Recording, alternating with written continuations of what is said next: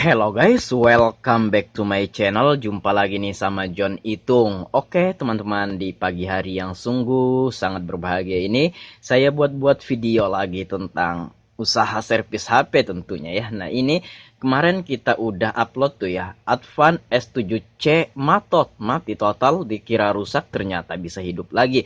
Jadi ini tanpa ada super part yang diganti, hanya dengan kita melakukan sedikit sesuatu di sini dan ternyata akhirnya mau hidup kembali. Nah, tidak sampai di sini. Nanti saya taruh link videonya ini di description.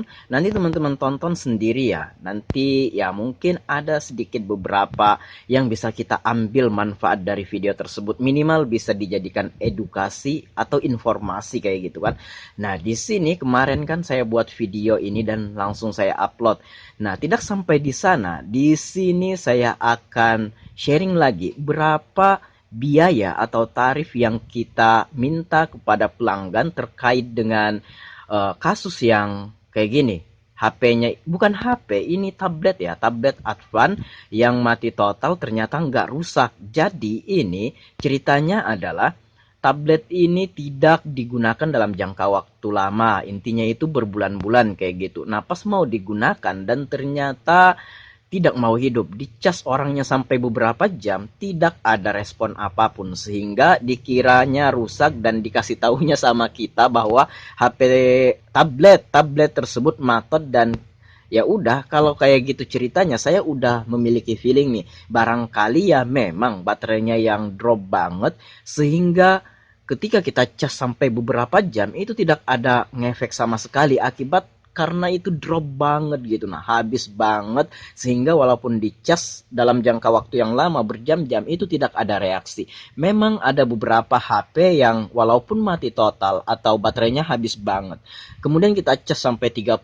menit atau 1 jam gitu kan, itu ada saja beberapa HP atau tablet yang mau hidup. Tapi di beberapa kesempatan dan di tablet ini itu udah 3 jam tuh ya, dicas tidak ada pengaruh, tidak ada respon apapun kayak gitu. Nah, langsung saja coba kita buka-buka saja dulu videonya guys. Oke, iklan lagi. Oke, kita lewati iklannya maksudnya. Oke, nah di sini guys, nah ini saya ukur di jalur VBus atau jalur positif konektor casnya dan groundnya. Ini ada tegangannya ya. Nanti untuk lebih jelasnya tonton aja deh videonya ya. Di sini saya sharing tentang berapa biaya yang kita tarif kepada pelanggan. Nah, di sini kenapa saya solder ini, kaki-kaki konektornya ini, dikarenakan saya lihat itu mau terangkat ya. Itu kaki-kaki jalur USB sama VBus atau jalur positif konektor charger dan groundnya itu mau sedikit terangkat. Jadi ini kita perkuat, tapi di sini tanpa ada yang diganti, konektor chargernya nggak diganti, dan laporan ke sini mati total gara-gara tidak bisa dicas kata orangnya. Ternyata pas saya cas dan ukur menggunakan multitest meter, di sini ada tegangannya. Berarti bukan tempat ngecasnya ini. Ya udah, di sini kita percepat aja. Nah, ini saya tembak menggunakan PSU atau power supply. Saya pakai power supply Sunshine P1505TD yang 5 ampere guys. Saya ukur voltasenya di 4 dan saya tembak baterainya. Lihat ampernya 2,5. Nah, itu 2,5 sekian kayak gitu ampere. Itu berarti baterainya itu dropnya itu pakai banget gitu. Nah, jadi dropnya itu banget drop, sehingga walaupun di cas dalam waktu beberapa jam itu tidak ngefek. Tinggal kita suntik atau kita tembak pakai itu power supply, itu hubungkan kutub positif dan negatifnya. Dan ini saya skip videonya ini, dan ini sekitar 3 sampai 4 menit kita tembak baterainya guys. Ya, dan ternyata setelah tembak baterai ya udah selesai urusan, nggak ada yang diperbaiki. Nah, tuh ini saya pasang kembali konektor baterainya, nanti teman-teman tonton sendiri videonya. Dan ini saya coba mengecas, dan setelah ditembak 3 sampai 4 menit di menggunakan power supply-nya ya. Dan teman-teman lihat, dan baterainya udah terisi kembali dan HP-nya siap digunakan kembali dan tanpa ada yang diganti-ganti. Hanya saja konektor chargernya tadi saya perkuat lagi timahnya karena saya lihat mau keangkat tuh ya. Nah, ini udah selesai dan ya, simple. Jadi berapa bang abang minta biaya terkait kasus yang amat sangat mudah, yang bahkan kalau kita melakukannya ini tanpa ada skill yang gimana-gimana.